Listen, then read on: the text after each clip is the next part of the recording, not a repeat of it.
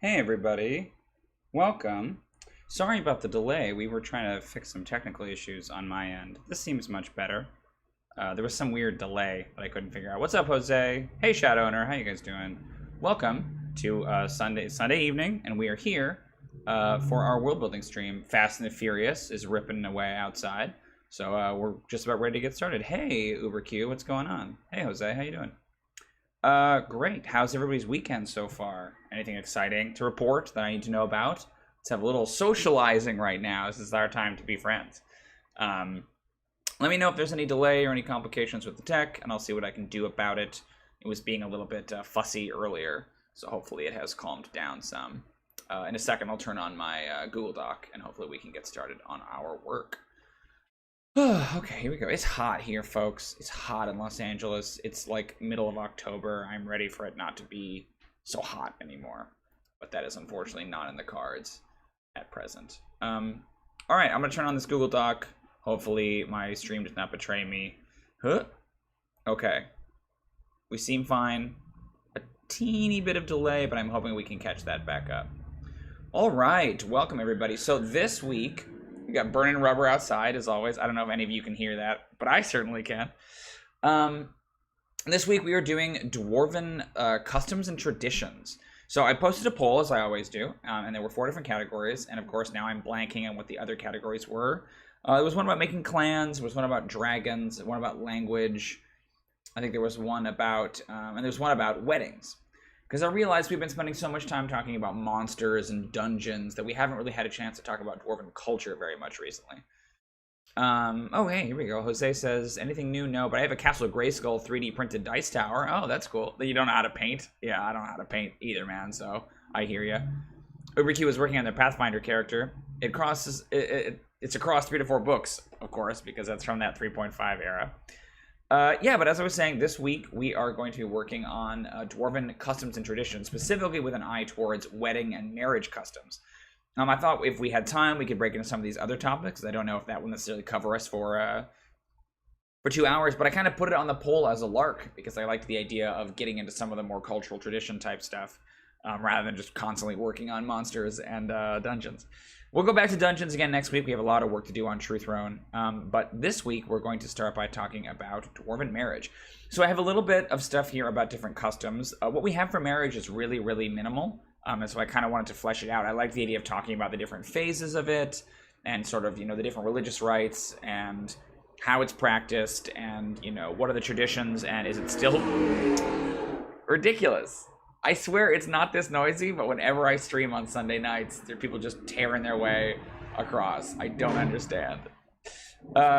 Religious rites and traditions and things like that. So let's dive in. I do not get why it's so noisy. Great. So what we have here so far, as I said, is very sketchy. We have marriage. Dwarves marry not for love, but for collaboration. A successful Dwarven marriage is one that results in greater creations, not everlasting love. Matchmakers feature prominently in Dwarven society. So apart from that, that's about all we have, right, in terms of what are their actual marriage practices. So we'll talk a little bit about weddings and how those work. I like the idea of talking about courtship. I like the idea of really kind of just like tucking into this. I'm so distracted. I'm sorry. Okay. So, what are the different phases of it? I think there's like matchmaking is a phase, right? I think courtship is a phase. I think proposal is a phase. I think engagement. I think wedding itself. And then I think married life. Ooh, divorce as well. Divorce, we should talk about. So we have a bunch of different phases here. And how detailed we have to get, that's kind of up to us and how we feel. But yeah, I kind of feel like let's go. Are you hearing this? What is happening out there? I'm gonna pull my hair out. I swear, I've been working here quietly all day with no interruptions. And shout out to you were in our Sharn game, right? You're not hearing this stuff. For some reason, Sunday night, they're just burning rubber outside my apartment. I'm furious. Oh yeah, I like Shadowrunner's comment here. Like a good alloy, the combination of 2 individuals lends certain qualities to the union. Yeah, that's cool. So again, going back to the base idea here is that when they marry, they're not doing it because they've fallen in love with this other person, right? They're doing it because they, God, what? I can't think. I can't focus with this noise.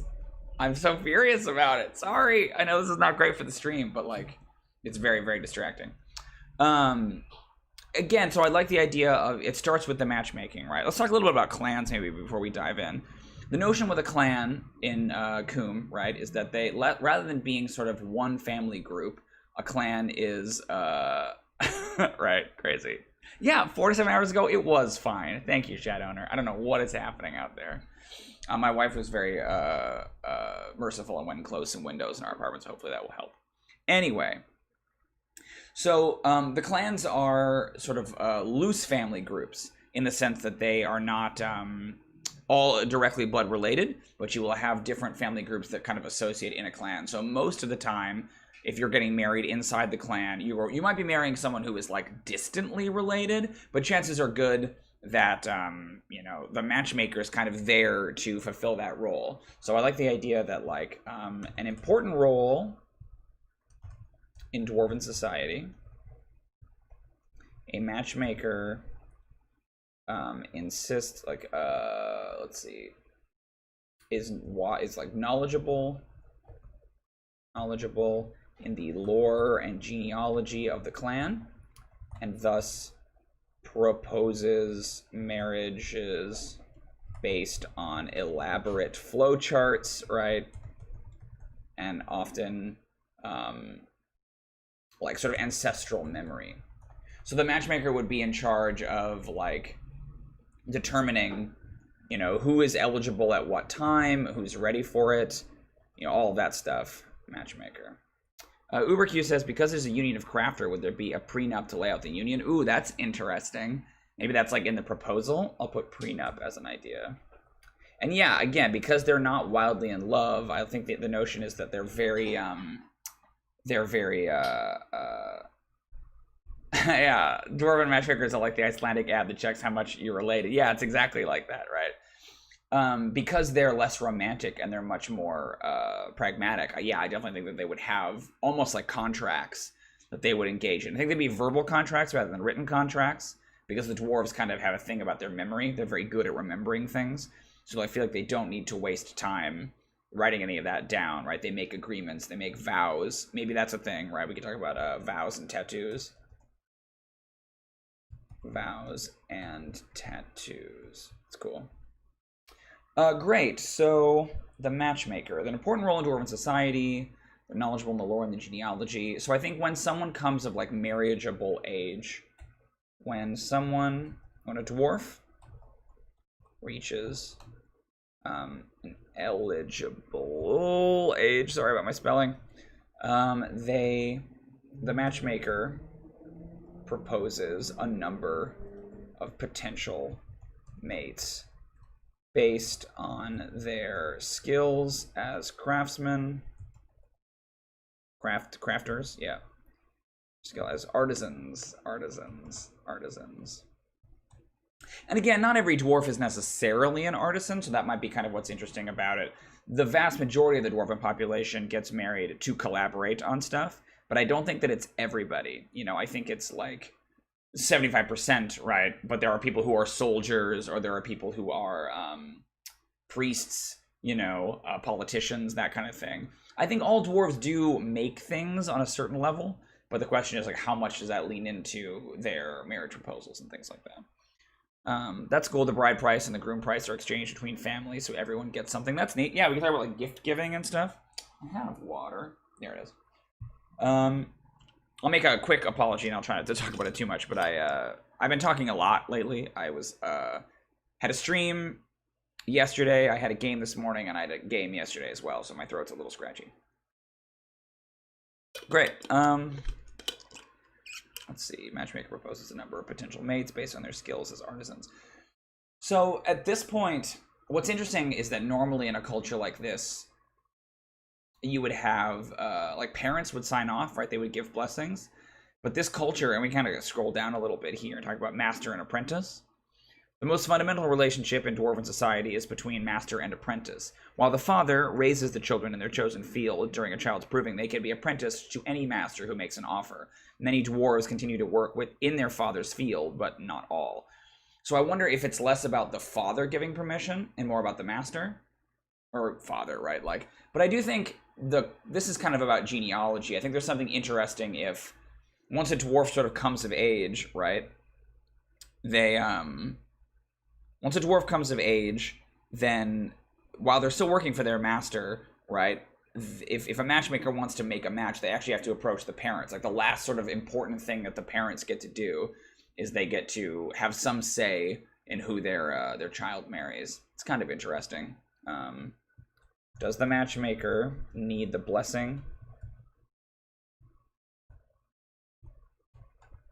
Because I think there could be something kind of interesting if the matchmaker skilled negotiators, if so. Because think about that. If they need the blessing of both...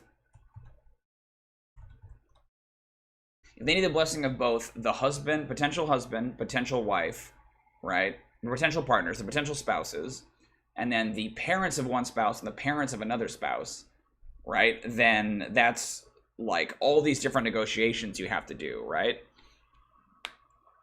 Can dwarves engrave their vows in twin metal goblets? And a true dwarven vow is one you need a magnifying glass to even read all of them, sure.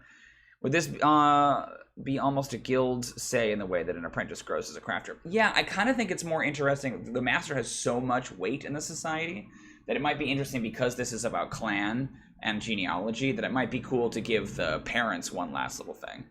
Yeah. Yeah, I mean, I think dwarves can experience love, right? Like, it's possible. Their culture isn't based around it. So I think that you will sometimes get a lot of conflict from that, right? That they don't necessarily feel like, oh man, you know, they don't feel that. Like, I think elves are all about their feelings and romantic love and that kind of a thing, whereas dwarves are very pragmatic and about partnership, you know. Does the matchmaker need the blessing of the parents? I think that's cool. I think that the matchmaker has to, the matchmaker must collect, permissions from all interested parties, meaning they must be skilled. I always say that, right? So let's talk about like interclan marriages. I think that like any dwarf can marry any other dwarf. There's high social mobility in dwarven society because it's all about your skill, right?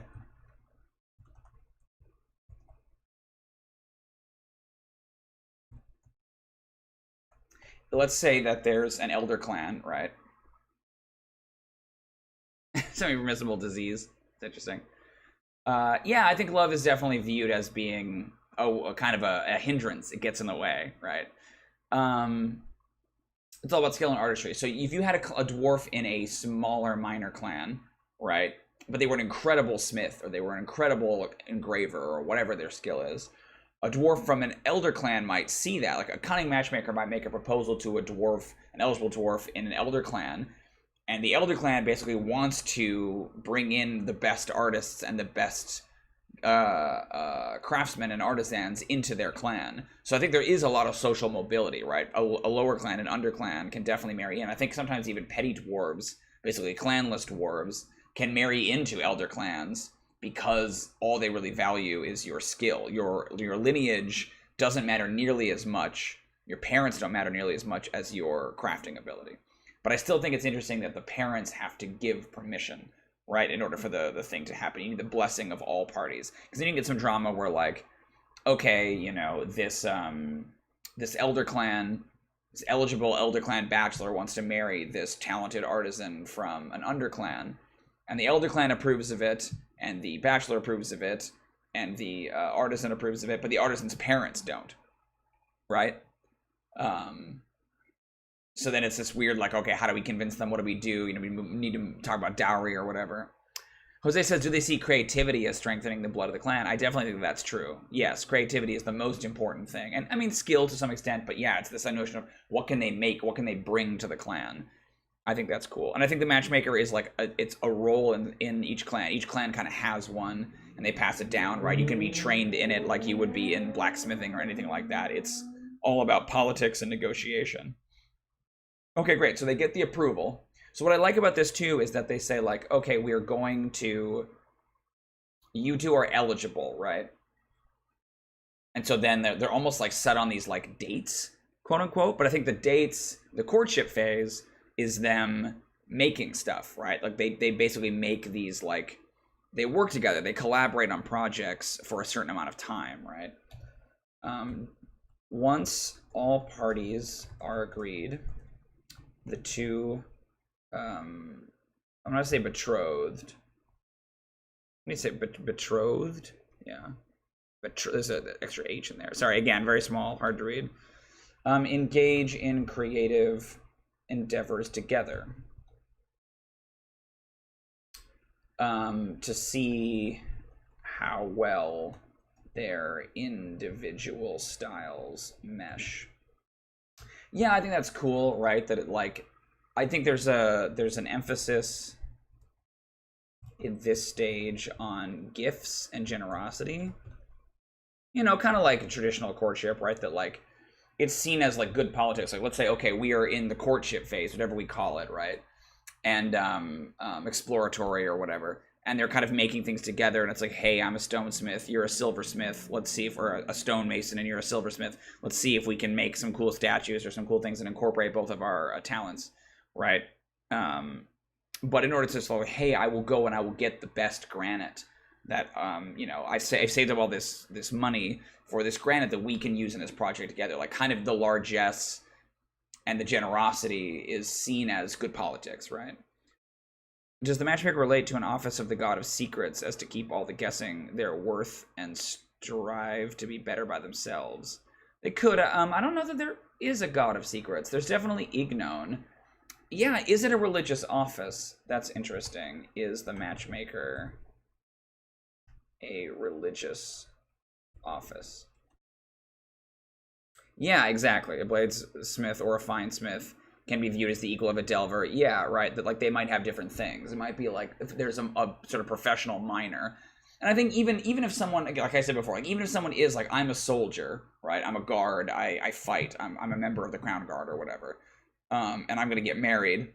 Then that might be your job, but every dwarf loves to make. Like no dwarf doesn't have creations or things that they're working on. It's I think the idea, right? So even if your primary function, let's say you're a matchmaker and you want to get married, right? You are probably still working on stuff on your own, right? And so it doesn't even really matter what your day job is, because regardless of what that is, most people, their day job is their craft, but there have to be dwarves in the society, merchants and, you know, scribes and stuff, who don't make the things that they do for their living, quote unquote.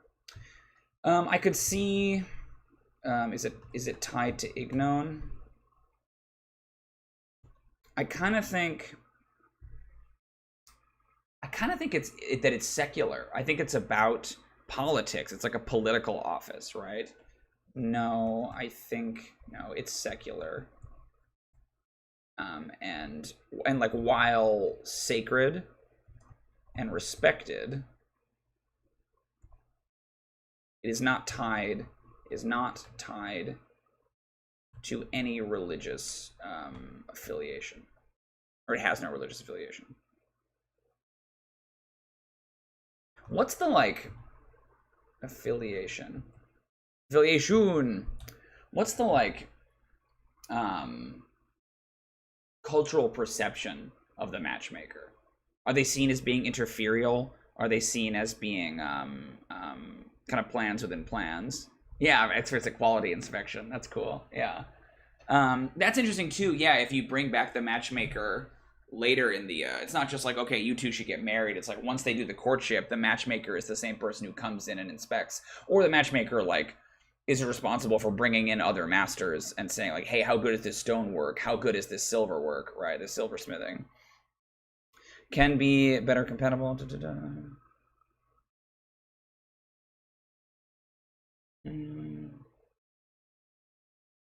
Yeah, interesting.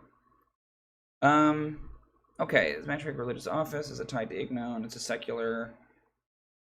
Like what is the opinion? What is the dwarven opinion?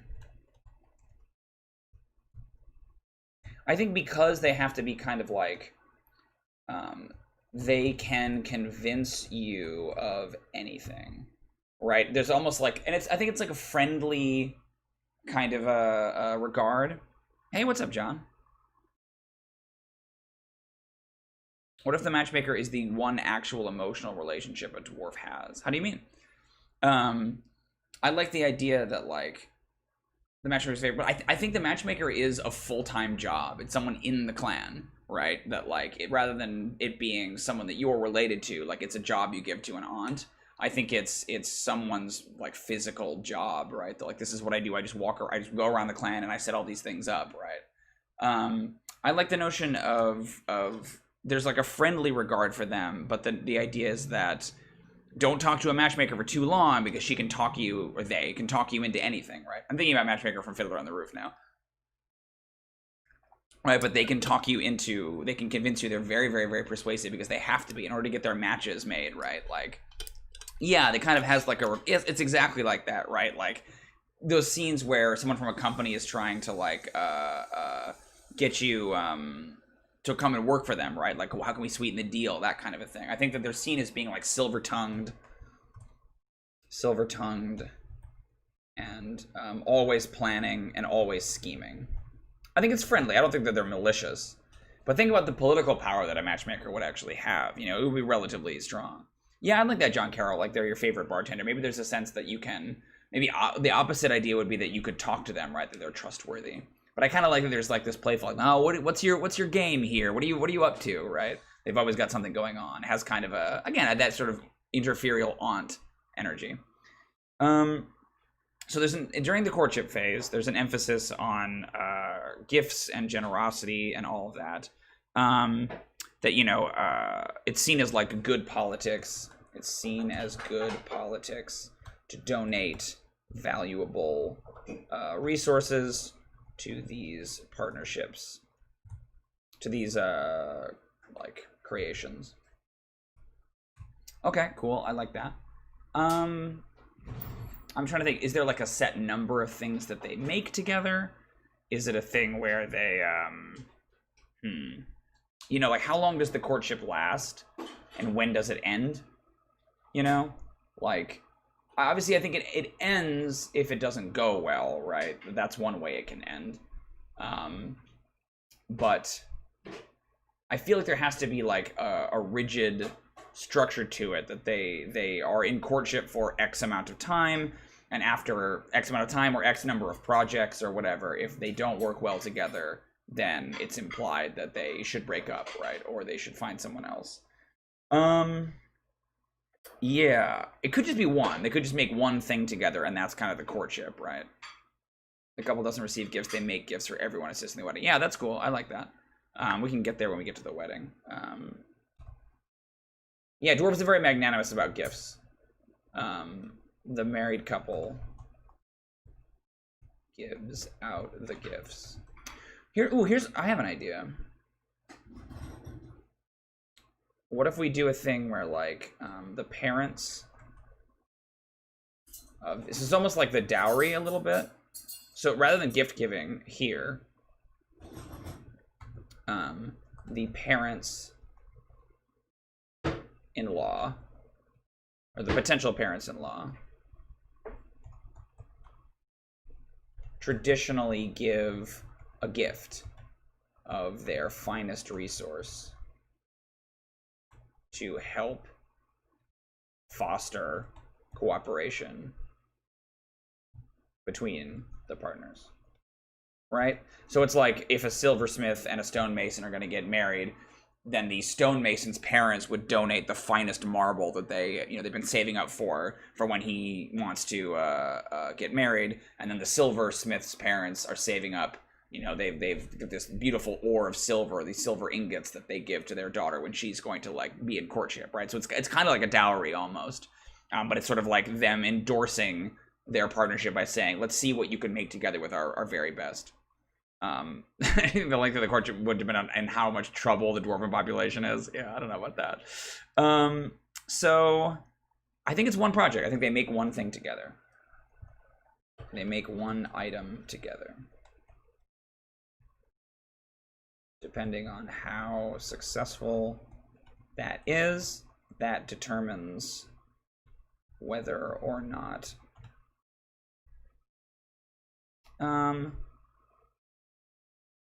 they don't inherit grandma's gift. Each family has a workshop set of tools specially used for when anyone is about to get married.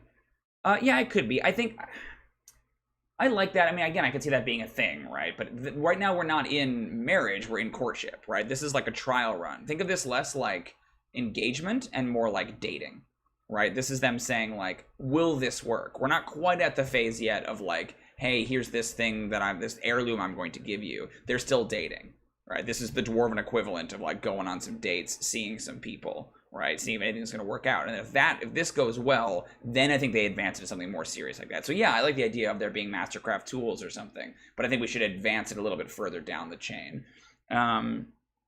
This determines whether or not they can proceed to the proposal. I think that works well, right? Like courtships that don't work. Yeah, you're exactly right, Chad. It's like a trial period, right? That don't work out, or the courtships that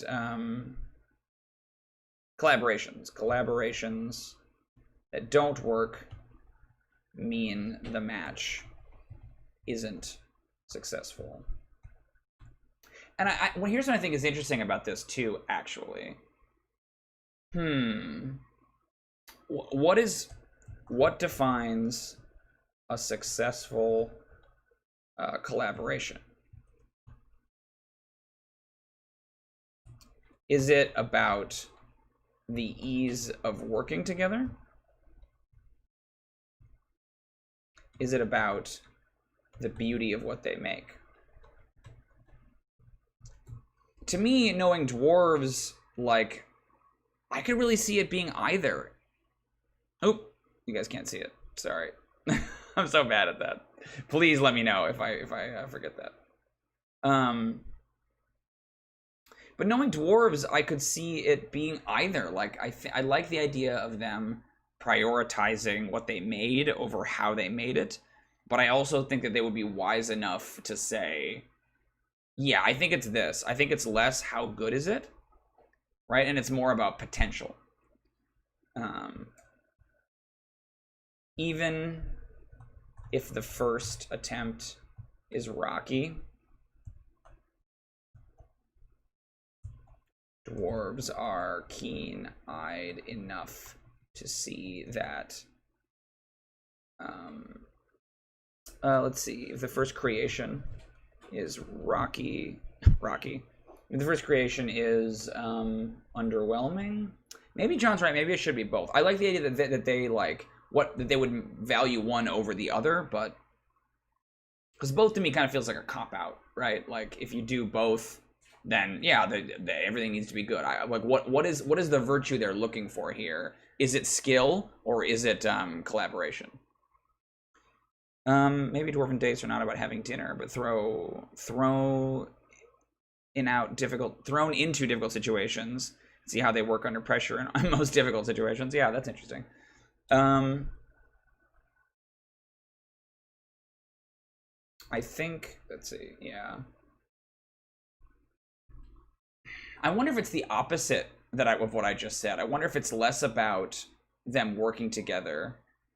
Go back to the matchmaker for debriefing. Yeah, I like that. That's cool. I was thinking about this too, like a matchmaker who has too many unsuccessful matches might kind of be seen as being bad at their job, right?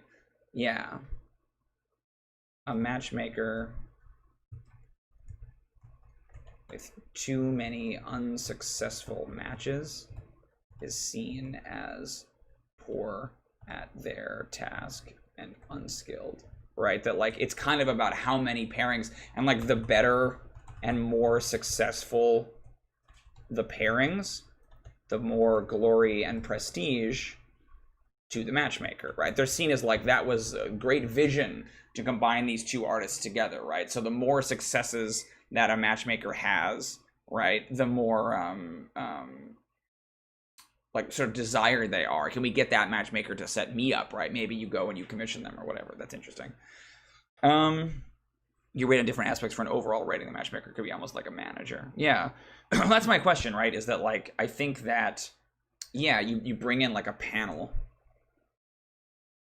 The item is brought before the peer council, which is interesting with True Silvers. True Silvers, because they have the peer congress. And any master that wishes can offer critique on the actual creation. Only the matchmaker can speak to their collaboration. So it kind of has to pass muster by both the peer council and the matchmaker, which I think is interesting. You know, I'm trying to decide, like, does the clan still have the ability? I think ultimately it still has to be like their decision. Let's do this. Sorry, just restructuring it. Oops. Sorry. Formatting.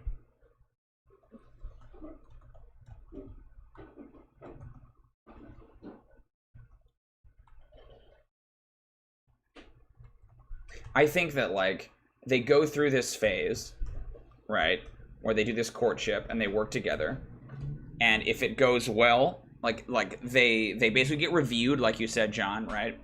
But then at the end of the day, it's not about like, no one has any power to tell them not to get married at this point. You know, people advise them and they say, look at what happened. These are the problems that I see with your work, and this is the problem I see with the way that you work together. You know, maybe this marriage isn't a good idea. If those two dwarves still decide we want to be married, then it's their choice. The matchmaker and the like peer council, the masters, they weigh in, they advise, but they can't actually make the decision. So I do think that still gives you the option for these sort of failed marriages, right? People who are either too stubborn or too proud or whatever to realize that their marriage isn't going to work, or that it's like too advantageous politically, even though it's not a good artistic relationship. You know, I think they still have to be able to go forward. If there was an outside body whose job it was to say, no, you can't get married, right? They have to ultimately have the freedom to do it. Yeah. Exactly, you're right, Shadowrunner, because the couple could be passionate and capable in their work, but still fail to create an object of value. I personally think that maybe that's like a schism of thought, right? Like, maybe there's a schism over which is more important, the partnership or the creation, right? I could see there being like more traditionalists who view that the thing they make is all that matters.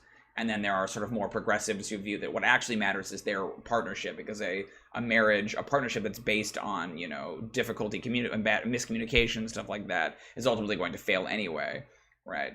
Yeah, I like that. Okay, so let's say that this couple, I don't know how complicated this is. Oh man, there's all these steps. I should say this, as I say with everything we design for the dwarves. This is like the traditional dwarven way of doing it, right? And so every clan will have different, they might observe some elements and not other elements. These are like the most boilerplate steps and processes if you're going to get married and you're a dwarf, right? If you aren't, you know, going to go through these steps, then that's fine. That doesn't make you less of a dwarf. There are certain clans that might observe certain traditions and certain clans that might not observe other traditions, right? It really just depends. Okay. Next up, we have the proposal. So let's say they go through all of this and it goes well and they're into it and they're like, they've decided that they want to get married. I like the idea of some kind of a prenup.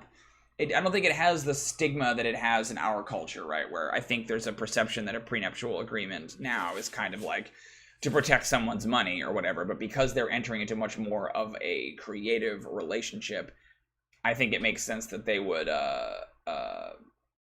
try to establish this, the terms a little bit better. They make a verbal compact to be engaged. You don't think they should have divorce? Yeah, we'll talk about it. I think that's interesting. To become married at a certain time. That contract. All about the intellectual property. That's interesting. See, because intellectual property kind of implies that they might get divorced, you know? Which I think there needs to be some possibility for. But there's a part of me that thinks that they just don't do it, right? That once you make that step, it's like unbreakable. That you can't leave a marriage. I think maybe you can have a marriage like, I mean, annulled is like the Catholic term. I think, you know, if someone wants to get out of a marriage, they can. Because I don't want to create a scenario where like you'd have abusive spouses or whatever. But like, there's something interesting to me about the idea that they can't do it. That like, it's once you finally cross that threshold, you can't get out, right? This contract includes how and when creation will happen, the intellectual property. That's very funny, John. The intellectual property involved. It reads more like a business. It's a good question, John. I'll get to that in just a second. He asks, are these marriages between clans or within clans? Both.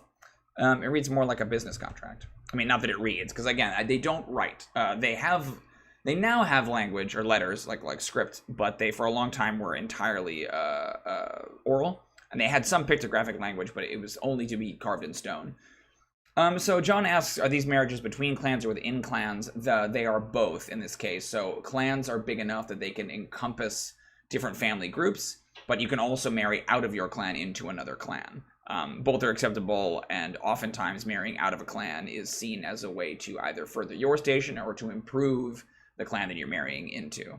There's kind of a cultural idea that the elder clans have a tendency of poaching all the really talented artisans from their underclans, that they're kind of like slowly impoverishing their underclans by taking all the best people in marriages. Prenups, okay. I don't think it's called that, right? I think it's called like a contract or something like that. Awesome. Okay. 1 second, guys. I'm going to be back in just a moment. I need to go use the bathroom right here in the middle of the stream. So I'll be back in like 2 minutes, I promise. Okay. Be right back.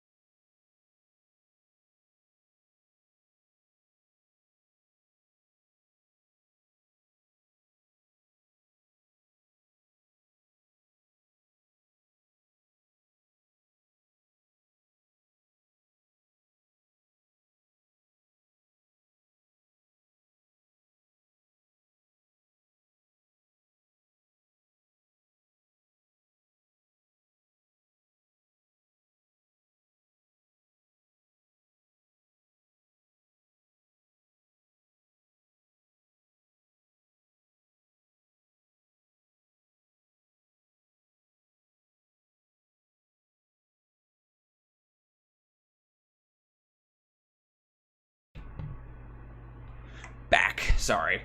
This is why you go to the bathroom before your world building stream. Okay. Where were we? So they make their verbal contract, right?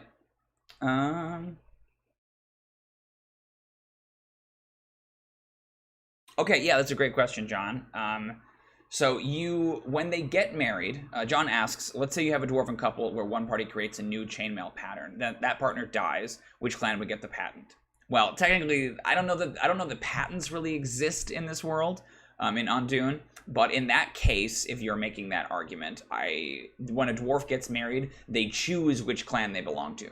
So they change their name, and it's based on which clan is basically most advantageous to them. So let's say that I'm in, hey, what's up, Alan? Let's say that I'm in True Silver, and I want to marry someone from Clan Hornwinder. Now, Clan Hornwinder is an underclan of Clan True Silver, right? They're basically like a vassal. And if I were to marry that person, the person who I would marry in that clan could choose. Like, we would have to agree on it, right? But most of the time, a person from an underclan will take on the name of an elder clan, right? You'll rise in station. You can have opposite things happen where a True Silver could say, I don't want to be a True Silver anymore. I want to be a Hornwinder, and they could marry down. But there's an agreement. So maybe that's something that's in the contract. Like, which name will they take? Which clan will we join, right? Essentially. Most of the time, it's a smaller clan. If someone from an elder clan is marrying someone from an underclan, they will come up into the elder clan, but you can get the opposite. It is possible. But again, if you're marrying inside the clan, if two Hornwinders or two True Silvers get married, then they stay in that clan. So in that case of the person dying, then Clan True Silver, if they were the ones if they both went to Clan True Silver, then Clan True Silver would have the chainmail patent, because you basically leave your old clan behind and you join another clan, right? A clan who the couple took the clan name, right? Yes, I think so. I could see that the plans would be owned by the great group, not necessarily by the couple. Yeah, that's interesting. And I think they're very much about, this is what's fun about dwarves, is they're ostensibly like that. They're supposed to be like sharing everything with the clan, but they're actually kind of secretive and selfish in some ways. And all the kind of suspicious and paranoid and stuff like that. So I like that they're supposed to, maybe you should share it with everyone, but they have a tendency to keep stuff and hoard things. So they make this contract. Do they swear a vow? Or do they do that at the wedding? What does engagement for dwarves look like? Do we have that period like we do with sort of human weddings, right? Like Earth weddings, if you will, or American weddings. I don't know in other cultures necessarily. No, a couple cannot choose a third clan together. No, you need to have some kind of a blood connection in there. I don't think you can just go move somewhere else, right?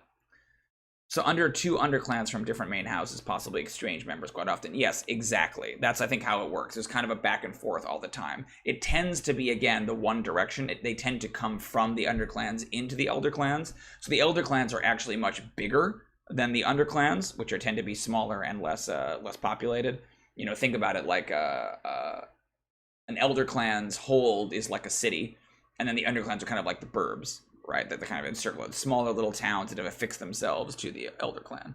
Jose asked a good question, though. Can the couple choose a third clan? They cannot. You have to have some kind of a blood connection. I mean, maybe it's happened at least one point in the history where someone was adopted or someone just decided, I'm going to be this. They should grave their vows on stone or hammer it into metal. I like that. Yeah, I think once they make an agreement, right? I like the notion that it's verbal initially, because that it like plays with this idea that a human making a contract like that, right, would have a difficult time. Like a human couldn't make that contract without writing it down. They would have a hard time remembering. They would bicker over what was said. But dwarves are very good at remembering what was said, and they have a tendency to honor that. Like, they're not great liars, especially not to each other. And so I like the idea that they never thought about the idea of writing down these contracts. Maybe they do now, but traditionally you just swear to it. And because dwarves are so concerned with their word, right, and their memory, they don't even really understand fiction in the same way. Matchmaker can have a generational contract to get a clan into another one. Potentially, yeah. Okay, vows and tattoos. So my question with the vows, like, the way the tattoos work in Dwarven society. Oh yeah, sorry, we're talking about carving into the stone. So the notion being here that, like, they, once they've made this verbal contract, is there something that they do to ratify it? Functionally the equivalent of exchanging rings, right? Carving it is cool. I'm trying to think of what it would be. Like, do they have engagement, or do they just basically like set up the but they basically just set up the contract and then immediately get married. You know, we have engagements in our culture because it takes time to plan a wedding. It takes time to do all that stuff. Does it take a lot of time to plan a wedding in Dwarven culture? What is a Dwarven wedding like? You know, is it a thing where they can only get married on certain days? You know, there are like auspicious wedding days or cultural wedding days. And so if you have to wait until one, you know, you're kind of in this interstitial period. For some reason, I don't see it being as long. I don't see them having these long engagements. I feel like it's a relatively quick turnaround. You know what I mean? Like they do the negotiation, and then they do the negotiation, and then they get married. Like not immediately, but after a certain period. Yeah, I wonder if that's what it is. Okay, I'm seeing a lot of different stuff here. I got it. Yeah. Okay. So they make the contract, right? My original idea was, yeah, to talk about these vows, and we'll get to, well, you know what, I'm going to leave that and we'll come back to it because it might be relevant. But then we're going to say like gift. So once engaged, the engagement lasts as long as it takes both partners to create their respective gifts. Gifts for one another.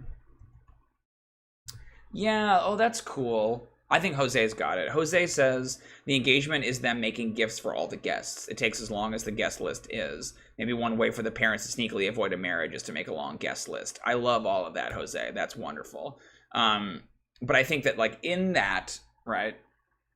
And they gotta bang it out, then it's official. They gotta have big sex, yeah. Oh, you mean they have to like carve it out? That's interesting. But I like the idea of what Jose is saying, that there's like a practical thing. Well, we can't have a wedding unless we have made the gifts for all of the guests. So they make the guest list, and then it takes them, as long as it takes them to work through the gifts, making them, is how long it takes for them to, is how long they're engaged.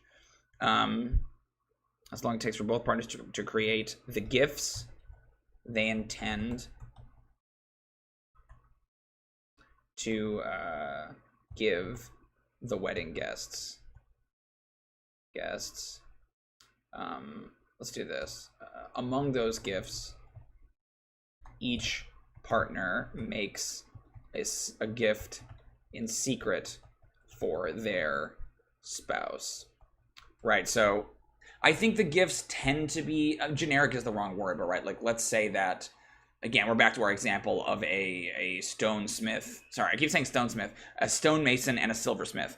If they're going to get married, then they have like kind of a stock wedding gift that they make. They make statuettes, or they make doors, or they make some kind of a thing that they give to every person who attends their wedding, right? And it could just be like a wedding gift, could be just like a frippery, like a thing that has no other use. It's just meant to remind you of this wedding that you went to. There's actually something kind of interesting about that it doesn't have any practical use. It's entirely decorative or entirely like commemorative maybe.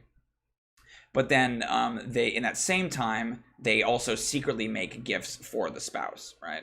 Do I have to scroll up? Where do I have to scroll up? Yeah, no, we're good. It's right there. Okay. And those are more personalized, right? These are more personalized. So let me add that thing you said, Jose. Here we go. So the one sneaky way. Yeah, you're exactly right, Shadowrunner. A bladesmith might make cutlery, and a potter might make a tea set. Yeah, and then I think if you can find like a synergy between those things, that's really cool, right? Like that's kind of seen as being classy or seen as being desirable. If it's not just like these two random things, it's like, look at we made you a dinner set, right? Yeah, I like the idea that sometimes the gifts are really impractical. Jose says guests are tired of getting more doors than the ones they have in the clan home. Like sometimes it's like, yes, we made you a bridge. Right? It's like, oh, where are we going to put this bridge? You know, I like sometimes that it's almost this implication like, well, we have this thing, and then the doors will like kind of lie around and collect dust in the hold for a while until the dwarves find some place to put them. That's cool. For a clan to, for parents to delay a wedding, to delay a wedding is to invite a huge guest list. I like that a lot. I made you a Shadow says, I made you a tomb. Oh, that's great. I love that. What does that mean? Oh, man. I just want to write, I made you a tomb. I just think it's a funny phrase. I made you a tomb. So I want to go back and answer one of Alan's questions, which we addressed a little earlier. Alan, you said, the clans pick up any of the slack on wedding guest gifts. Do clan leaders have to endorse a proposal? Clan leaders don't have to endorse a proposal, but the parents, both parents do. So it has to be kind of a mutual thing, right? Like, it isn't just a matter of, like, even a dwarven adult who says, like, I want to get married to this person needs their parents' approval before they can do it. So they have to go and, like, the matchmaker has to go and kind of negotiate this complicated thing. So clan leaders don't, but the sort of direct familial people have to weigh in. And that could change, right? I could see a Thane having a lot of influence, like a lot of sort of soft power to, you know, persuade someone to marry or not to marry, but they don't officially have any power. I made you an ice pick. Great. So if someone's craft is cooking or brewing, they have to make the wedding feast? Yeah, it could be, right? I don't know that there are a lot of dwarven cooks, but I could see that for sure. Yeah, no worries, Alan. A PC needs to go out and kill a dozen dragons to brew dragon blood mead because their in-laws invite all their distant cousins. Yeah, there's something interesting. Okay, cool. So I wanted to discuss real briefly the idea of vows and tattoos. So dwarves, in our campaign, in our world, tattoos have a special significance to dwarves. Basically, the way that they work is that whenever a dwarf swears a vow, they get a tattoo, right, to basically remind them of that vow. And they bear it for the rest of their days, and if they fulfill their promise, then it is a point of pride, and they show it off. But if they fail, then it is a reminder of their shame, right? So, like, dwarves don't kind of get idle tattoos. At least they don't traditionally. Again, this cultural ideal has slackened somewhat, and as there's been more human influence, you know, the more kind of prevailing idea of tattoos is just kind of art has embraced, but the sort of traditionalist view is that a tattoo is equivalent to a vow. You get them one and the same. So do we have wedding tattoos? Is this a thing, right? I don't know. Like, that's the question, is that they are swearing a vow, but we don't know. Like, the idea of every single married dwarf having a tattoo feels a little much to me. So, like, because they are swearing a vow, right, ostensibly, to their partner, but do all married dwarves have tattoos? I kind of think it's less about, I think the answer is no. A tattoo is about a personal oath. It's a decision one makes on their own. So, like, I think, like, you might have instances of dwarves getting, ooh, John says tattoo rings. That's pretty good. What I like about that is it ties into this divorce idea. Because once you get it, you can't get rid of it. You know? Yeah. It's permanent. What do we think? I think that's cool. I think it supports the notion that they don't have divorce in their culture. That once you officially make this agreement, it's permanent, right? It's binding. Obviously, there are extenuating circumstances. I think you can have a marriage annulled, but I think it has to be like an outside force.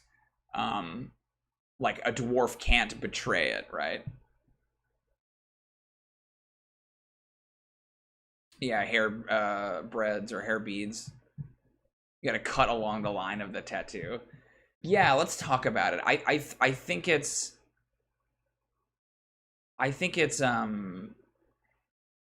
tattoo rings. I think you're right, John. Yes. Married dwarves all get tattoo rings. Because I like that it's small and it's subtle, right? Like, it's not going to be a huge thing. Yeah, see, Shadowrunner, that's what's so interesting, is that what happens when they die. Shadowrunner asks, what about dwarf widows and widowers? You still have it, right? It still reminds you of that thing. You just can't marry again, maybe. right? There's no remarrying, and that's maybe something we should talk about too. Remarrying, widows, and remarrying.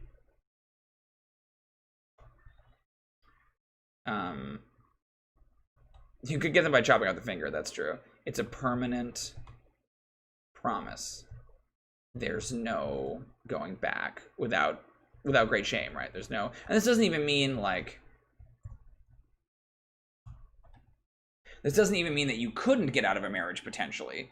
But I think what the implication is saying is that it's not something you can take on and off, right? It's something that is inherently a part of you. Yeah, it can be done, but no one's going to do it lightly. So whether that's cutting along the tattoo or whether it's cutting the finger off, right, or hiding it magically, like, yeah, I don't. We'll get to divorce when we get to divorce, but I like the idea that the like intentionality behind it.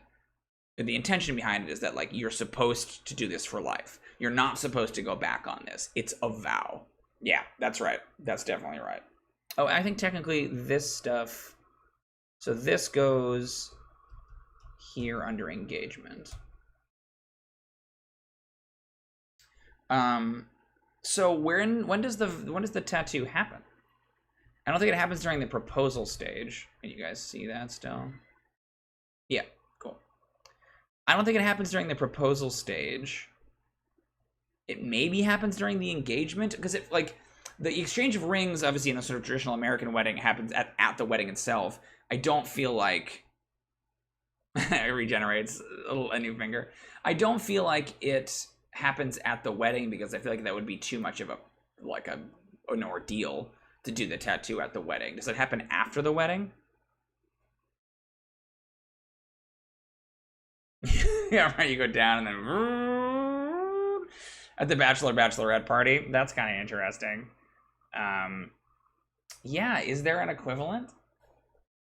I mean, again, we don't have to match this thing beat for beat, right? We don't have to go through every single thing, but I could see there being like the night before you get the tattoo, right? So let's say the tattoo is traditionally done the night before. Yeah, and it's meant, I think you like transfer the some dwarves are superstitious about seeing the tattoo before the wedding.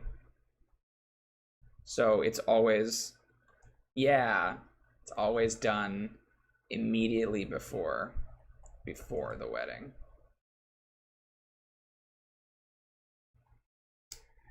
Okay, so let's talk about the wedding.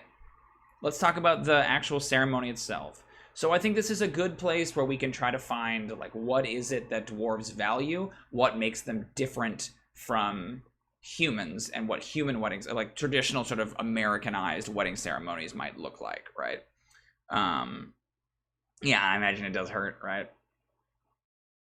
I don't know. I think they could be either. I like them being inked, just because I think it gives you more variance in design. But I could see there being dwarves who burn them in, right? Who are, they're more like brands. Maybe it's a clan thing, right? Is there any weird sex stuff, like sex restrictions or whatever, hang-ups, or is that unregulated by Dwarven society? So, yeah, Alan asks a good question. Oh, yeah, adultery is a category we should talk about. Okay, so sex.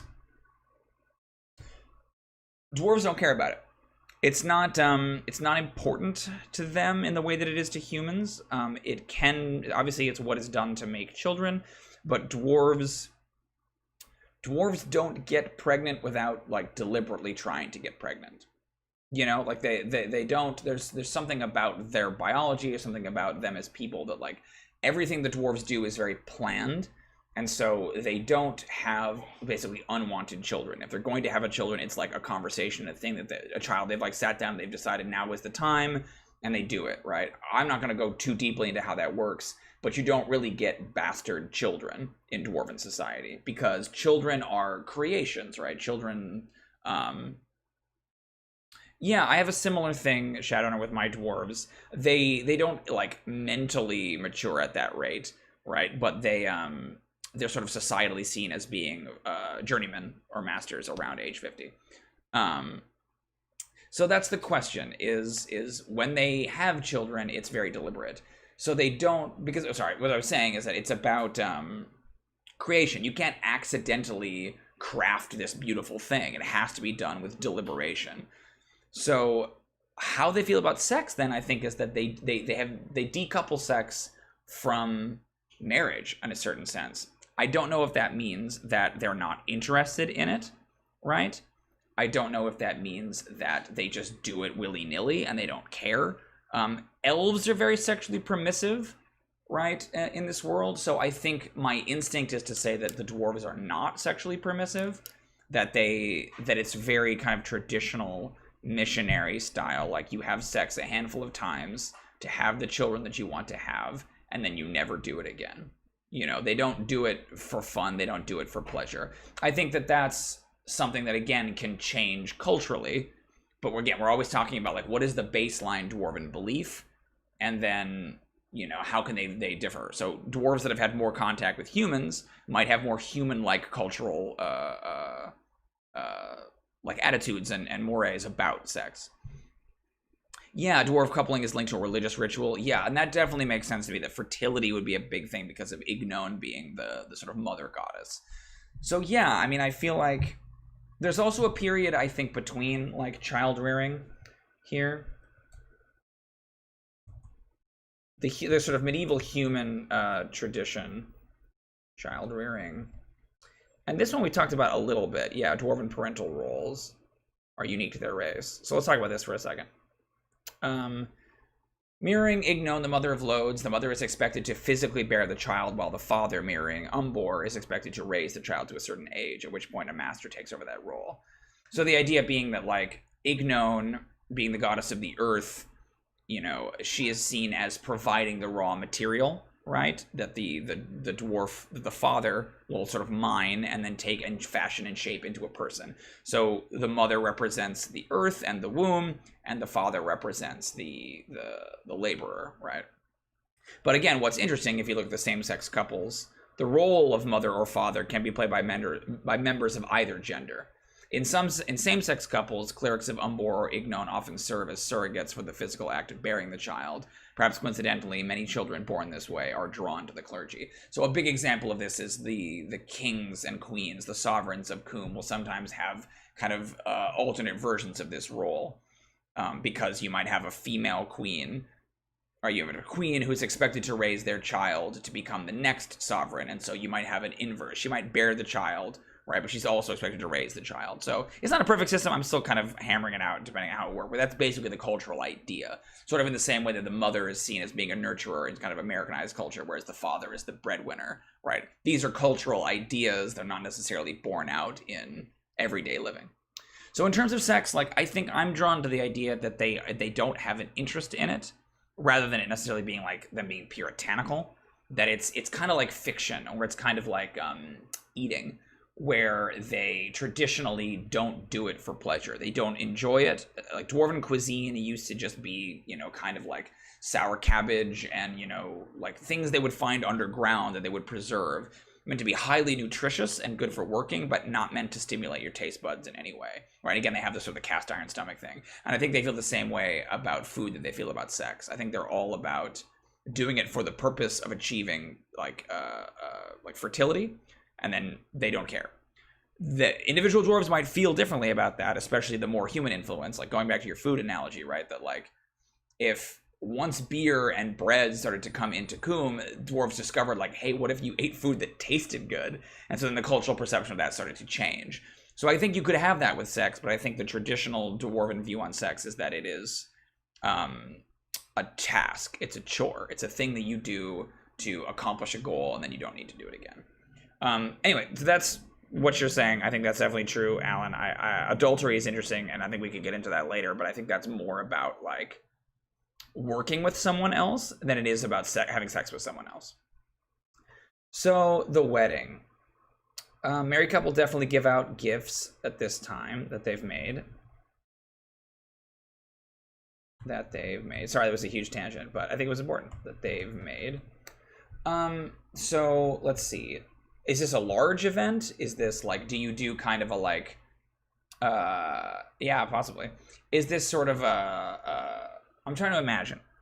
Like, do elves to me are very like hedonistic and kind of Dionysian, or is it Bacchic, right? Like they're very like full of revel and singing and dancing and all that stuff.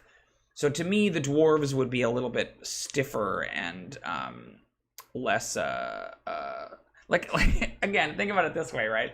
Think about the idea of if this is a contract between two professionals, does it have more of like an office Christmas party vibe? Like, is a dwarven wedding sort of a like sort of a dull affair? What do we think? Like, again, going for contrasts here, right? If an elven wedding is kind of this like crazy bacchanal, right, where they're having sex and drinking and rolling around, right?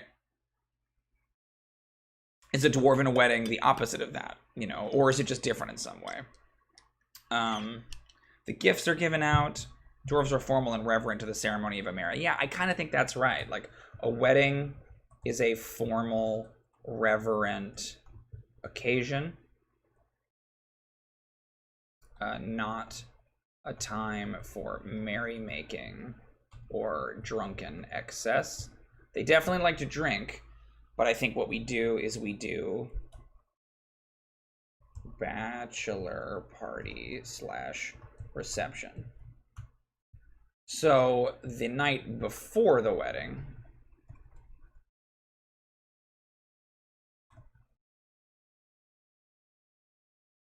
the two spouses, the engaged. Yeah, now the dwarves don't know how to have fun. They do. They just don't do it at the wedding, right? Let's see. The engaged. Oh, that's cool. It could be like a critique in an art class. The couple is presented. Everyone there is allowed to say their piece about them. They aren't allowed to respond until the end. Oh, man. That's pretty brutal. I like Jose's idea too about that that there's like a long, boring recitation of the bloodlines. I think there's like a presentation from the matchmaker. This is like the last time the matchmaker is involved, basically saying like, look at what I've done, you know. The matchmaker officiates the wedding.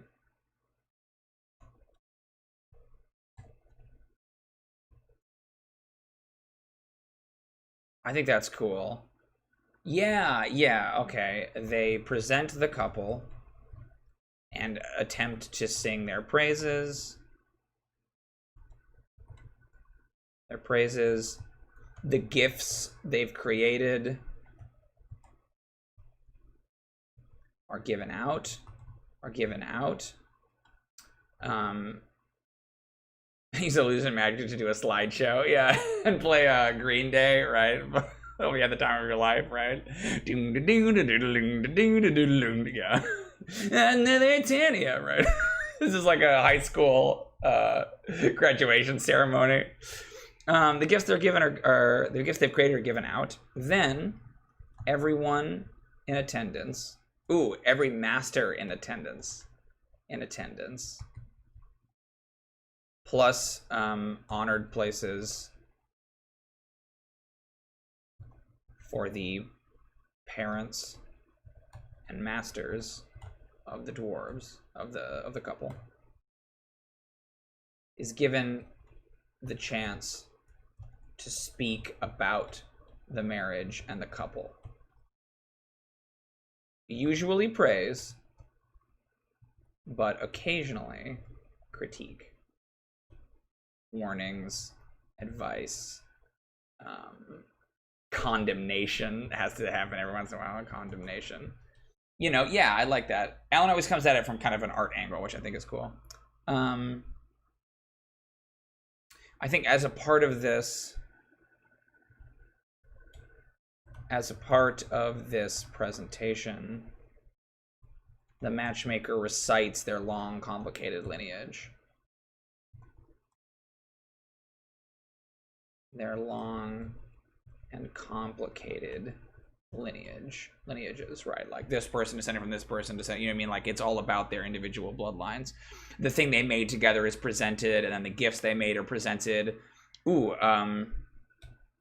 The gifts they made each other are secret, however, and are given only after the wedding is official.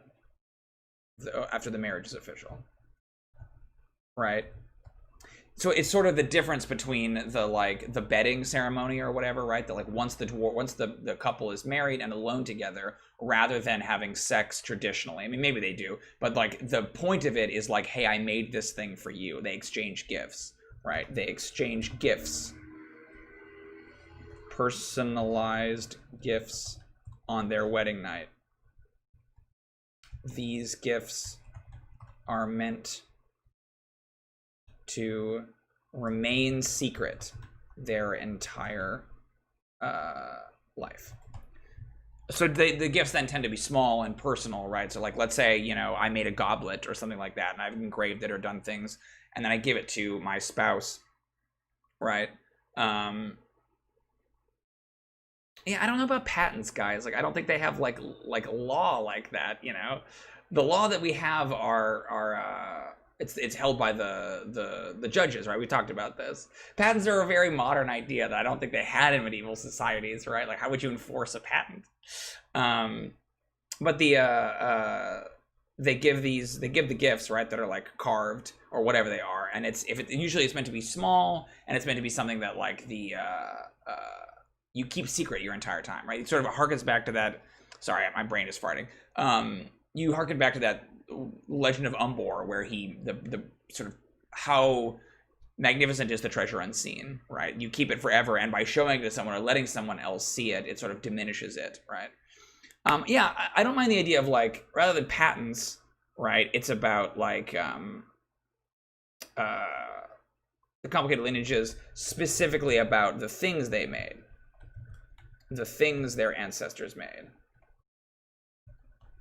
Because if they believe creativity is in the blood, right, which I think is generally true, you know, it's not about like this person is descended from this noble line. It's like this person is descended from this person who made this statue or who did this thing. It's like about the crafts they made. So in that sense, it's patents, but I do think it has to be about like families. That's what a marriage is, right? It's like a combination of these two families. They are professionals and they are artists, but I think that it's as much about their bloodline as it is about their creation, at least in this moment.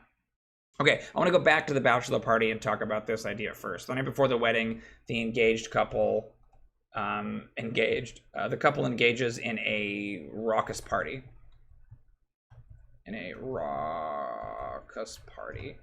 All centered around the oh yeah, shout out to dropping the Lusterine reference in there. That's cool. All centered around the tattooing. So for the kind of party, do we think that is based on... Oh, I'm doing that thing again. Here I am, Alan. How do you like this? You know, what if I'm just like right here the whole time? What do we think? I gotta be a little bit more centered. Let me scoot over. There we go. So for the bachelor party, do we think that is something that is done separately? Do we think the couples are together for that? The couple is together for that, or do we think that they're separated? You know, traditionally, it's the bachelor party and the bachelorette party. I kind of like the idea of this being like a celebration that is done because the wedding is so boring. You know, like they've done it like as a response, you know. Tap the kegs of the old masters. Yeah, there's like a tradition about what kind of booze. Though booze is extremely important here. I like it to be more informal. I think both parties are together, right? To me, it has like cast party energy, right? Where it's like, it's nothing official. It's not like there's anything that says like in the marriage traditions they must do this. But you need to have the tattoo done beforehand. Oh yeah, maybe you structure it like this, like the couple is together at the beginning, right? The couple is together at the beginning, leaving old costumes, right? So I don't think they would be separate. You do think they'd be... Here's what I'm thinking, right? The couple is together at the beginning, and everyone's celebrating. Because this is like, I think it's the bachelor party, but I also think it's the reception. I don't think that the dwarves like celebrate afterwards. I think that they have developed this tradition because there was no place to celebrate, and so they pregame, right? They do it beforehand, and it's kind of centered around the tattooing. So the couple is together at the beginning of the party, but once the tattoo artists arrive, one for each member of the couple, they're separated and no longer, and don't see each other again until the wedding.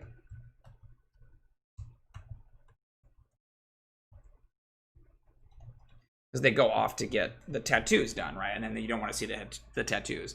So I think that they are together, and I think that like Dwarven society like places a big emphasis on living together early. I don't think like moving into the house is a thing that you do after the wedding. I think that like while you're in the courtship, maybe it's around the prenup time. Yeah, it's like during the engagement. During this time, the couple is encouraged to live together. Right? They've been living together for months or whatever while they make all these things, and then they're separated. Yeah, I just think a joint party is interesting, right? Yeah. But then you can kind of have that like betting style, like, ooh, they're gonna get the tattoo. Like they get really rowdy and then like carry them off, right? And everyone's like around them while they're getting the tattoo, hooting and cheering them on and making fun of them for crying or whatever, right? Like you can have kind of that jocular bachelor party betting ceremony energy, you know, but it's before the wedding. Yeah, I think that's cool. I think you could Jose says, each set of friends of the spouses try to outmatch the other with the most outrageous stories about their friend. Yeah, I think you could do a thing like that that involves the booze. Specifically, or like the sort of memory booze is popular. Is popular for this. Popular at these to remember old times. You know, someone will bust out the cask of the like of an age, like you maybe you're like, it's almost kind of like a BYOB thing where like you want to bring alcohol from the year that reminds you of a time that you spent with this person, right? Because they're going to be a different person on the other side of the wedding. Yeah, okay, that's cool. Great. So then I think that they go off and they are together and they exchange gifts, and maybe they have sex, maybe they don't have sex. You know, it's kind of up to the pair. I think the way Dwarven society is traditionally structured, they don't have children right away. There's like a period of them living together and working together, right?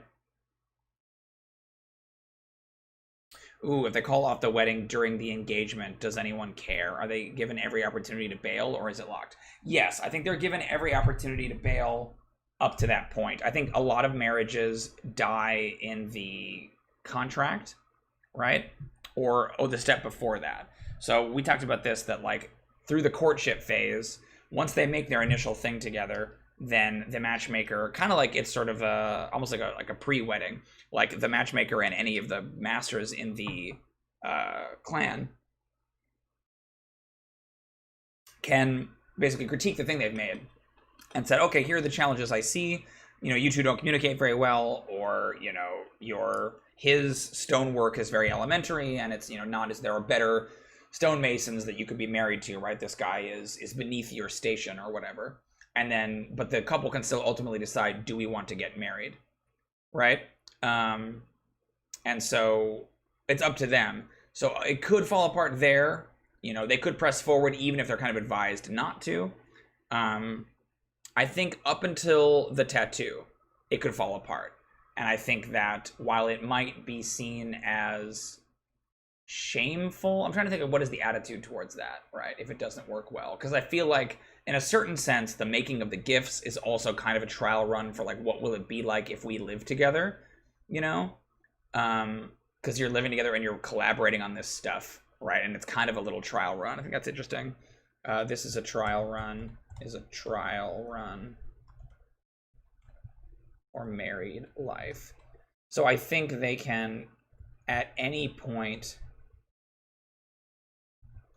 either party can choose to end the engagement sort of without shame, right? Like it's sort of irreconcilable differences can kind of occur, like, again, artistic differences, right? Artistic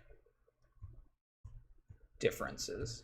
And that's something that I think that all dwarves intrinsically understand, right? Is functional but simplistic and lacking originality, exactly. I like that idea of a special booze that doesn't numb the pain of the tattoo. A shot, like a whiskey that specifically doesn't match, that doesn't numb the pain. Tattoo. Hey, what's your question, Jose? Does a child of a non-good matched couple is extremely creative and able, does he get any special acknowledgement from the clan? I think that's cool. Yeah, I think that, I'm trying to think, because I feel like if that there's like a cultural idea that if the marriage is still happening, that it's still a good marriage, right? That like when they say, do you still want to do this? Oh no, you're fine, man. If they still get married, then the clan sort of openly has to be like, well, it's a good marriage. And I think if they had a good kid, then who cares if they don't get along great? Because the thing that they made, the child, the most important thing that they made, was good. You know, so they might argue or they might have bad work habits or whatever it is, but if they are able to create a good child, then they were a successful marriage. That being said, I think that like there probably would be a lot of, you know, implication and innuendo about it. Like, yes, well, they were so successful, right? Like, I like the idea that there are marriages that everyone kind of knows are not good, but because, you know, the couple didn't turn back, they sort of have to shrug and say, yeah, well, they're a good pair, right? Like, they deserve it. That like the wedding has this opportunity for people to offer critique, right? Oh, but that's interesting because of the way we have it, right? We have the tattoo before that moment. So, yeah, interesting. Yeah, to get better at tradecraft. I think we do a thing where, like, we have marriage in the couple. The matchmaker offers the clan a chance to reject the marriage, but this is a ceremonial thing that cannot truly be done, right? It is too late at this point. The clan doesn't actually have any, I don't know if you guys can see that. So during the wedding, the matchmaker, once they've said, like, everyone's had their opportunity to speak, and then the matchmaker, like, oh, I wonder if it's the opposite. Yeah, okay, the matchmaker, like, upon hearing all this, the matchmaker gives the couple one last chance to turn away and end the marriage before it's too late. They almost never do, because at that point they've already been tattooed, right? I like that sort of problem. It seems like, wait, but how would that doesn't make sense? They've already been tattooed, they've already committed, but the matchmaker still kind of like speak now or forever hold your peace there. So there's this sense of like, you know, you can get out of it, but that means that you will bear this mark on your finger for the rest of your life, right? You've already gotten the tattoo because you needed it before today, and so if you've come that far and you still want to leave the marriage, this is your last chance to do it. You will feel personal shame, but you could still potentially remarry or any of that stuff, right? Like, I like the idea of there being this kind of like unanswerable question of dwarves maybe regretting it right there in the moment. Like, someone in the wedding says something that shocks them to their core, right? And it's like, you know, you deserve better than this person. And then the matchmaker is like, do you want to leave? But you're trapped. Like, you've already gotten the tattoo. Like, I like that doesn't work great, that it's kind of a weird problem in the system. Sorry, this is all very academic, and I doubt any of this is really going to matter, but it helps, you know, think about Dwarven culture and Dwarven customs and stuff like Okay, so let's move on. We have about a half an hour left, and there's a lot to do here. I thought we were gonna get into other traditions, and we were gonna get into like you know, like funerals and stuff, but no, it looks like it's mainly just gonna be weddings. Married life is about collaboration and building a home together.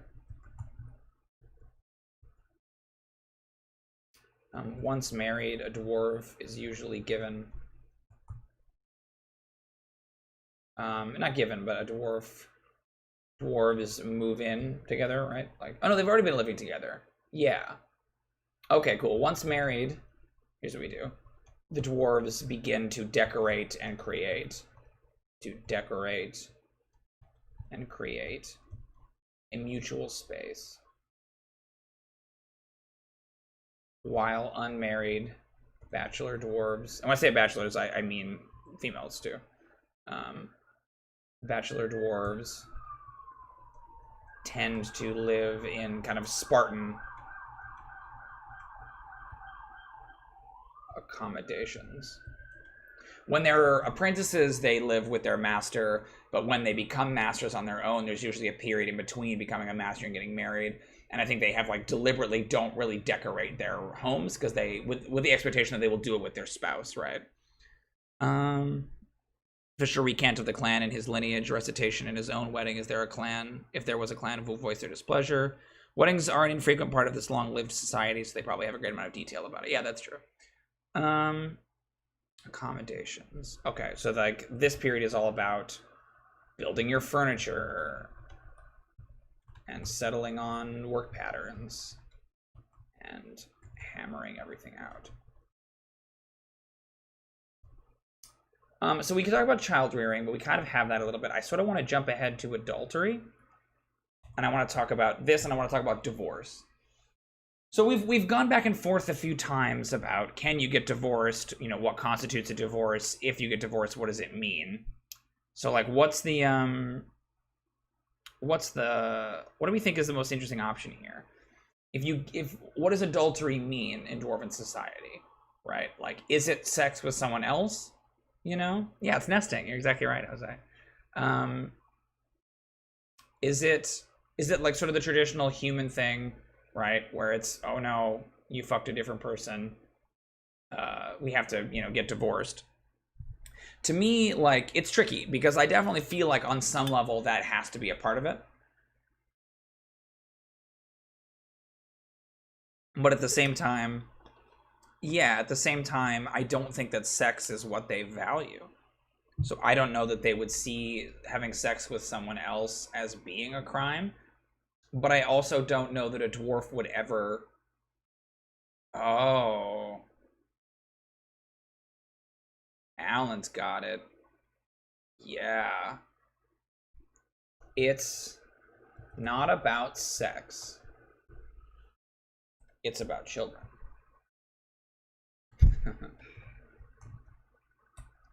Having sex with another dwarf. Yeah, if sex is only about children. Yeah. Here, yeah, Alan, that's great. Well, let's get into that in a second, but I think that's interesting. If sex is only, I think you hit on the nail on the head with your previous comment, and I want to talk about this idea of like partnerships. If sex is only about children, then having sex with someone who's not your spouse is an attempt to make a child with that person, which is the gravest violation of the marriage oath. So traditional, you know, Scarlet Letter thing is all about, you know, adultery is all about sex. I think our culture thinks about it as about being about attraction, right? But for dwarves, it's not. It's about, you know, creation. It's about you're trying to have a child with someone else. You don't value our children. You don't value our partnership, right? The partnership is what's sacred. I mean, honestly, like, it feels like intellectual property, right? Like, I own the right to make a child with you. Nobody else does. No one else signed that contract. That was in the contract that you wouldn't do this, right? Yeah, I think that's interesting. So Alan's point, because if, quote, doing any work with someone who's not your spouse is adultery, then how could a society work? And I think you're exactly right in the sense of, they're a very communal society. They all mine together. They all build together. They have to work together.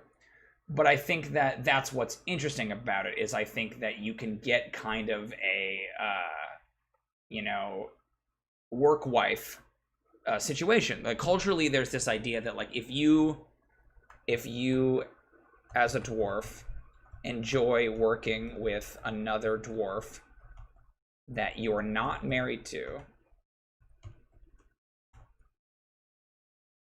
more, there's jealousy from your spouse, right? Like it's kind of a to use a sort of a coarse term in our dialect, right? It's the like bros before hoes thing, right? That like if like I could see a dwarven spouse getting jealous of another comrade or another dwarf who works really well, obviously together, and it's like one-on-one partnerships, right? Like one-on-one partnerships outside the marriage are frowned upon. They're not impossible, right?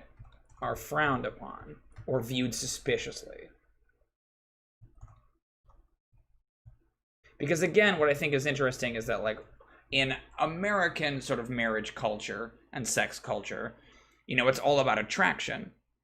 Where if you take that away here, it's like, if I were to hang out with, I collaborate with a lot of my friends who are artists, all the time, and we work together on stuff, but no one is sitting there thinking like, oh man, he wants to fuck these people, right? Like, but in Dwarven society, those two things would basically be tantamount.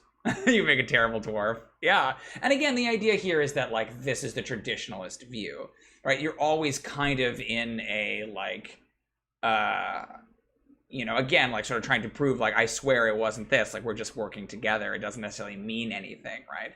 I think it's all unspoken. It's all unspoken, but it's a tangible thing. I don't think that you can't get like brought up on charges for this, right? Like I think you can for sex, because I think it's just sort of traditional adultery, but like, yeah, it's seen as a way around your marriage oath. Like I want to collaborate with this person instead of with you. And there might be reasons why, right? There have to be allowances made. Like let's say that again, you're a stonemason and you really need to work with like, a goldsmith, and you married a silversmith. Yeah, you might need to get gold. You might need to go and like commission or talk to or make an agreement with, but you might have to go through your spouse to do it. You might have to say, it's almost like a threesome or something, like, hey, let's all work together. Or, hey, I need to go talk to this goldsmith, right? Can you do it for me? Or whatever it is, right? That like there's a cultural pressure to not collaborate overly with people that you're not married to. Again, it happens. It happens all the time. It has to happen, right? But this is one of those interesting tensions in the culture, is should you and how much should you and like what's too much, right? It's not an actual crime. Ooh, yeah, one of the Dwarven vows, one of the Dwarven laws is something about like, you must honor, no dwarf shall violate their partner's trust. You know what I mean? Yeah, and that's exactly right. It's different if it's a group, right? So I think dwarves then have this like impetus to like, hey, let's all work on this, right? Because yeah, you would need mining teams and you would need teams of stonemasons. If it's 3 dwarves, then suddenly it's different. But there's something about the one-on-one thing that has that's almost like like creative tension, It's merely frowned upon. It's merely frowned upon. Creative tension.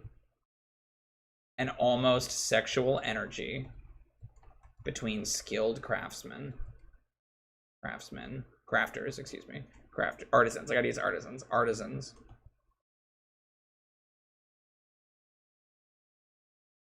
Ooh, is having a bastard seen as only things that could happen with the creatively blocked dwarves? Yeah, I'm actually gonna change the word for Darrow. It's gonna be something similar, but I have to make it work in my Dwarven language. I don't know. I think having a bastard, I think they can have bastards. I think it's possible. But I think it's just seen as like a terrible profanation, right? Like, because it's outside the oath. It's like they're an oath breaker almost. An almost sexual energy between skilled artisans that want to work together but can't, right? Like, it's sort of like putting two people in a room and having that sexual energy, like they want to engage in it, but for whatever reason they can't, and that's what creates that tension, right? I think there's something really cool about that like, if all of their marriage and partnership were all about let's say child reading, because they should definitely say child rearing. I think that's neat, you know? And it's like, that's not a positive thing in their culture. I'm not trying to celebrate this. This is one of their weird hang-ups. I think that's neat. Okay, let's talk about divorce then. So I think, like, if you have... What are the grounds for divorce in Dwarven society? So does divorce exist? What are the grounds for it? How do you go about it? Can you get remarried? Right? My instinct, I think I think what's most interesting, personally for me, right, is that there is no divorce. Right? Yeah, illicit rendezvous in the upper city. Dwarves cannot willingly divorce one another.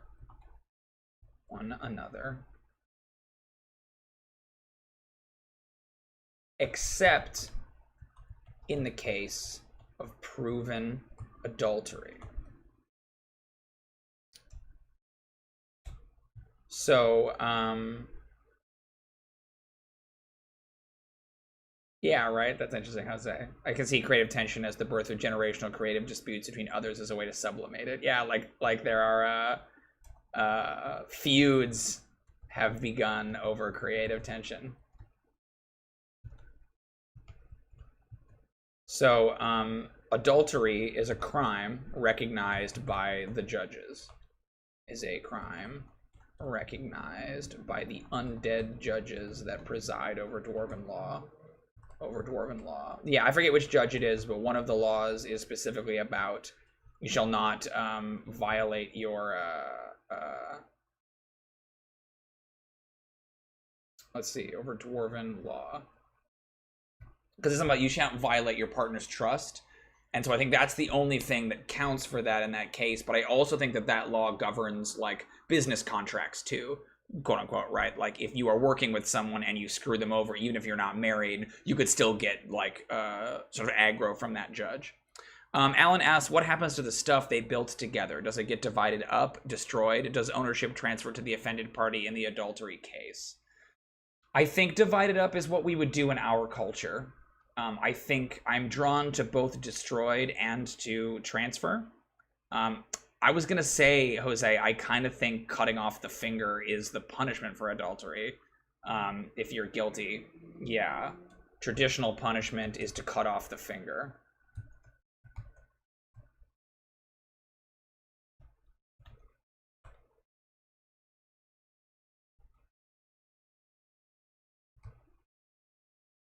And I think to have that finger cut off, right, is, I don't think it's the whole hand, because I think that would prevent them from ever working again, right, which I think is humongous. Like, too much, that's seen as cruel. But I think cutting off that one finger, right, means that the matchmaker has, basically, would refuse to make a new match for them, right, once that finger is gone. So, Alan, I think of the two choices, ownership does seem like transferring would make the most sense, that the offended party gets all their stuff. I think destroyed is the most interesting, though. You know what I mean? Because, like, think about, okay, transfer of ownership, right? You couldn't get a scenario where, this is what's fascinating about it too, because you have to remember how Dwarven law works. So with Dwarven law, the judges are these undead sort of specters that each govern one of the 7 kind of 10 commandment style Dwarven laws, and they are infallible, right? Does that apply to kids? They're just destroy the children? Yeah, I don't know. Okay, let's see. So the judges would arrive if someone committed adultery. It's not a matter of proving that they committed adultery. The judge will just show up, right, and say, "Ooh, I like that forefinger being like a pejorative." As a pejorative. The judge just shows up when a crime is committed, does a little bit of investigating at various different people's statements, pronounces their verdict, right? So it's not like you would have to prove that someone was an adulterer. You might suspect it, but if they are an adulterer, the judge will show up and prosecute them. That always happens. It's just the way, it's magical, right? It's not based on evidence. The judge just supernaturally knows when these things occur. So what I was going to say about destroyed is that what's interesting here is that you can't fake it then. You can't say, my husband is cheating on me, so I get all of his stuff. The judge has to intervene, right? Supernaturally creaky ancient dwarf armor. Yeah, you're exactly right. The Shadowrunner, that's what the judges are. So the judge has to intervene. So you can't, trump it up to get their stuff. I think culturally what I like the idea of is to say that you destroy it, right? And it's like a tragedy to both people because the person who worked on all that stuff that's innocent also loses. It's like a carpet bombing of the relationship. It gets rid of everything. It destroys that stuff. But I think it sets a dangerous precedent, right? Does that kill the child? I think the child in that case, okay. In proven adultery, in cases of proven adultery, or in such cases, everything the couple made together is destroyed. Their child, if masterless, is given to the priesthood to raise, right? It could be divided among all the guests. Oh, that's kind of interesting. I think that a child is basically taken away from the marriage. I think that that's definitely true. Everything the couple made together. I don't know. I think that's interesting, but I think then you would get into all these weird disputes about like what's worth what. Like I kind of think destroying it is more dramatic. It's all wrecked and ruined. I think that's better, man. I mean, I think the guest is cool. I like that idea, but it's messier. I think there's something like really like, just totally heartbreaking about breaking everything is given to the church, is given to the priesthood to raise. The marriage joins, or is clanless, right? Or is made clanless if no priest accepts them, right?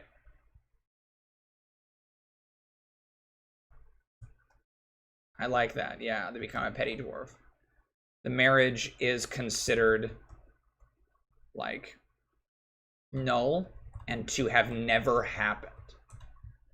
Right? Like it's kind of the Catholic view of like annulment, right? That like it's that you never actually were married. Like no one is permitted to speak of the marriage, and the only evidence remaining is the tattoo on the unoffending finger, right? A dwarf, okay, this is getting crazy, who is divorced cannot remarry, either because they are lacking the digit, or because, again, this is sort of going along with dwarf culture has a little bit of victim blaming in it, which I think is interesting. One of the laws is about how, I think it's like no dwarf shall leave their door unlocked, essentially. And what it translates to in kind of layman's terms is that if you have something stolen from you, it's your fault, right? It's not the thief's fault for stealing it, right? the items created out of this being melted down for utilitarian needs or simple tasks. Yeah, I could definitely see that. Like, maybe they're shattered, but I could also see like everything is melted and it's given to the clan or whatever, right? Like it's taken away from them, you know. Because I like it's like seen as illegitimate, right? Like it's not that like, hey, this is a great thing. Like, no, it's not, because this partnership was flawed and wrong. And I think that's generally true. Like if earlier on in the process, right? Like let's say that a couple decides to get married and they go through the process, they make the gifts, and then eventually they decide like, oh, we don't really want the marriage breaks up. All those gifts are destroyed because they're seen as being faulty or illegitimate, right? It was like a soiled marriage that did this. Anyway, what I was saying is that like Dwarven culture occasionally has these strains of victim blaming in it because it's like a defensive culture. It's a culture about repelling the enemy rather than crushing the enemy. They will sometimes, it is really harsh, right?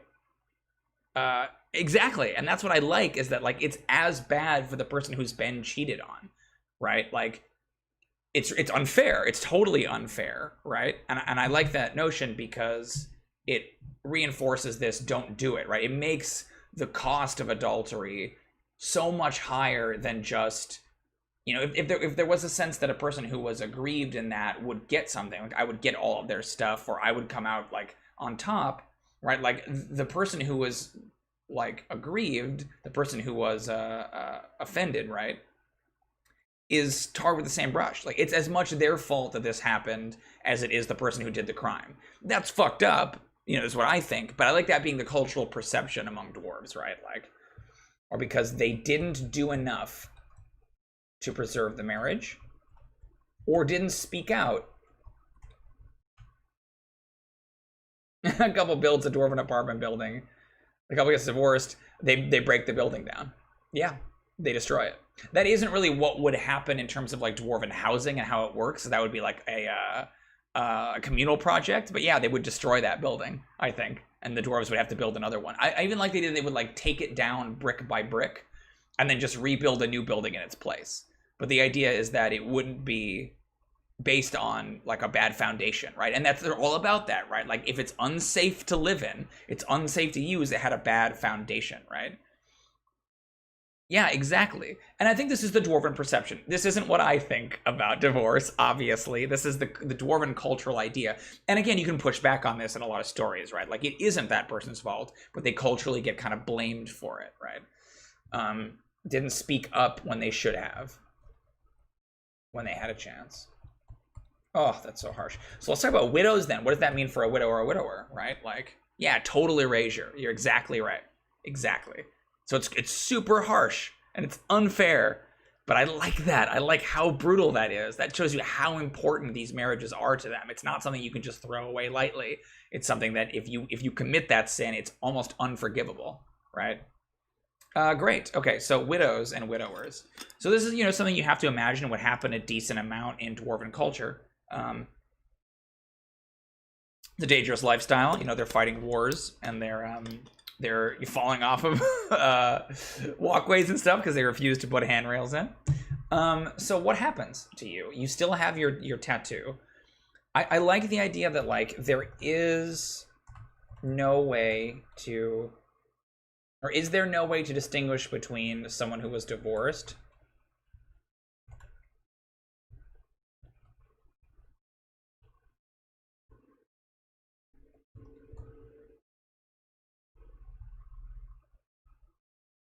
does the disappearance of the ruling clan have a rumor of adultery, but it's only whispered in secret? Yeah, that's interesting.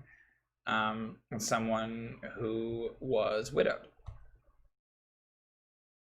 So my instinct, right? Because again, if it's about the thing, right? Marriage survivors retain the honor and value of their former partnership. They keep the finger. Yeah, they definitely do. I mean, I think that if you are the unoffending party, like if someone cheats on you and it's proven, you keep your finger as well. I don't think you lose your finger. Oh, do you? What do you think? Is that too harsh? I think there should be some distinction, right, between the two. It'd follow that both parties get their fingers chopped off. Yeah, I think that's right. That's so horrible. Of both parties. God, that's fucked up.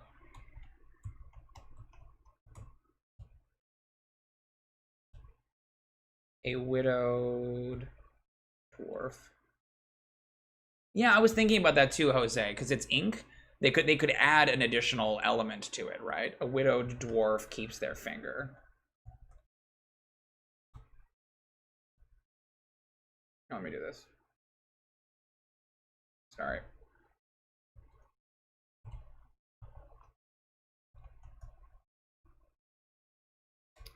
I don't think it's like required, but traditionally the widowed dwarf embellishes the tattoo. The tattoo to indicate the death of their loved one. A folk belief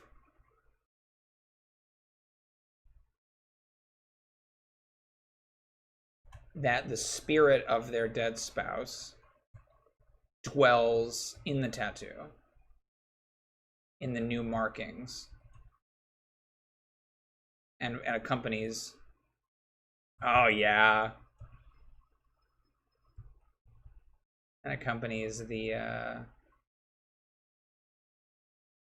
widowed dwarf through the rest of their life.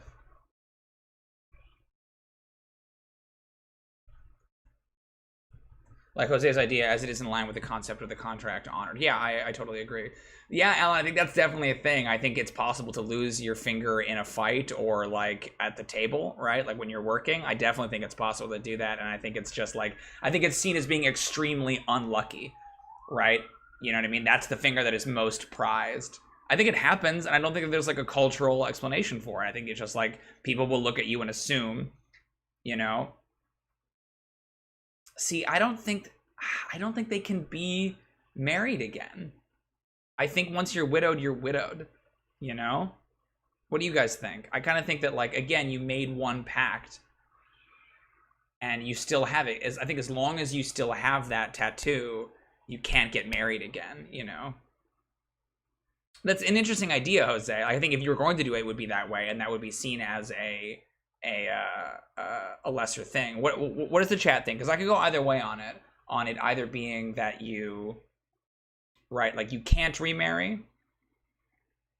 Is it the third or fourth finger? I think it's the ring finger.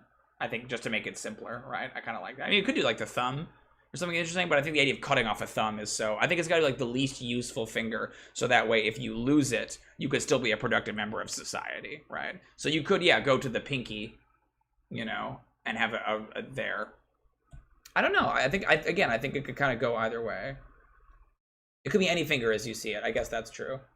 I kind of think it's got to be one finger, so that way, like, if a dwarf does lose their pointer or something like that, you know, a dwarf with a missing finger isn't necessarily immediately assumed to be an adulterist or an adulterer. You might look at them and just say, oh, they got an accident. I think it's that finger, that middle finger, and it could be a different one. I like it being the ring because, again, we would recognize that as, you know, sort of earth people, as the audience will recognize it, but it also is distinctive enough that it can kind of put you at odds, put you on edge. I mean, can a dwarf remarry after the death of a loved one?